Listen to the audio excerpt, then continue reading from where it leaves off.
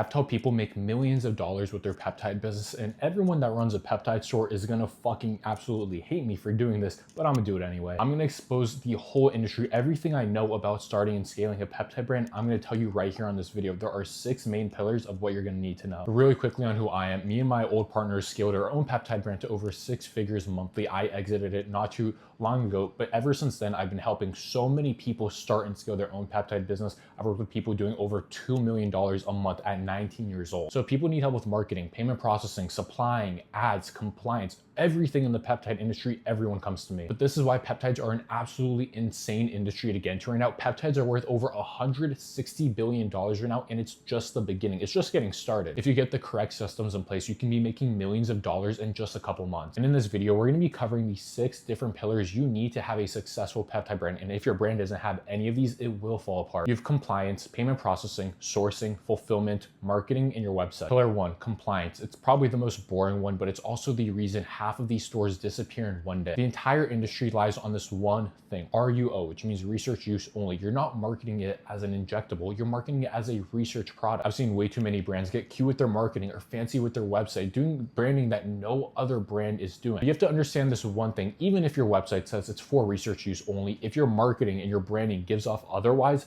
you're gonna get shut down very fast. And I'm gonna be completely honest, yes, you will get more sales, more money if you have more of that human branding for human use, but that's not legal. That's not what you're supposed to do. You will get shut down really fast and you can't even get fined. I work with brands doing millions of dollars every single month, and none of them market as a human use. They do the traditional marketing route just with a little bit of a spin. You need to make sure you have proper disclaimers and gate what needs to be gated. Pillar number 2, sourcing. Everyone is telling you to buy from China. I'm telling you now, it is completely wrong. My team and I have tested a bunch of overseas facilities, and I'm telling you, most of these products aren't even real. Also, communication's a nightmare. It's about a month-long shipping time. If your product gets seized at the border, you can be waiting 2 months just to get your product. And I'm sorry to break it to you, a lot of the COAs you see in this industry are pay to win. I'm telling you, American facilities are the way to go. You get better, more reliable products. It's 2 to 3 day shipping time. They have 3PLs that can label and ship everything out to your customers instantly. It might be a little bit more expensive, but I promise you, the margins in this industry are actually insane. And if you want to have a good, long-lasting brand, you need to have a good relationship with your supplier that you can easily communicate with. Pillar number 3, fulfillment. There are 2 different ways you can go about this. You can either package everything yourself, label all your products yourself, or use a 3PL. When you're first starting out, I always suggest just doing it yourself. Once you get over that 10K a month mark, then I recommend sending it over to the 3PL and they can do everything for you. But the one rule I would never break is use a third-party logistics company that's in the area you sell most. So if you're an American company that sells mostly to Americans, I would have a third-party logistics company in America.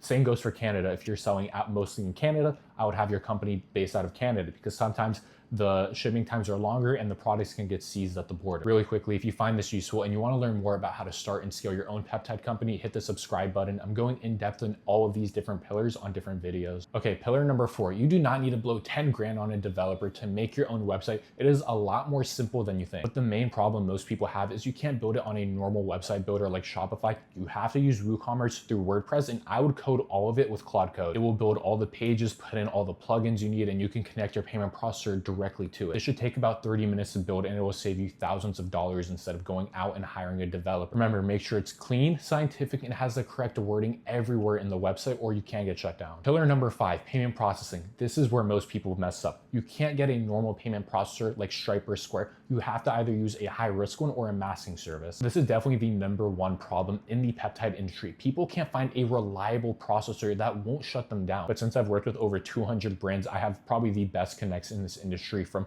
if you're starting out, I have payment processors for you, or if you're over $2 million a month, I have different payment processors for you as well. And the thing brands love about working with my team is they never have to worry about payment processing because we always have a bunch of solutions for them. One thing before I go into the last pillar, I'm having a free live webinar going way deeper into every single one of these topics and actually teaching you how to start, grow, and scale your own peptide company. That's the first link in the description, so make sure you go and sign up. Pillar number 6, marketing. You can do everything else right, but if you don't get the marketing down, you're not going to get any eyeballs. There are 2 different ways, organic and ads. When people are first starting out, I always recommend try to do the organic route. Reach out to many different affiliates and offer them a good percentage and different incentives to actually post about your product. There are tons of different peptide brands offering 25, 30%, so offer a little bit higher commission and then also offer an incentive if they hit this many sales. What I also think is extremely untapped is UGC creators pay people a flat fee and then a smaller commission rate to make those videos for you, and they're motivated because you first already pay them the amount to make the videos, and then they also have a commission rate. Now for the ad space, there's TikTok ads and Meta ads, and I'm gonna be honest, if you don't do it right, your ads will get shut down. They're not gonna work, and your ad accounts will get shut down as well. There are different ways to make sure your ads don't get shut down. I've worked with many people doing this. I've helped people set it up, and some of the people I'm working with are getting a 10 or 15x on ROAS, and in this industry,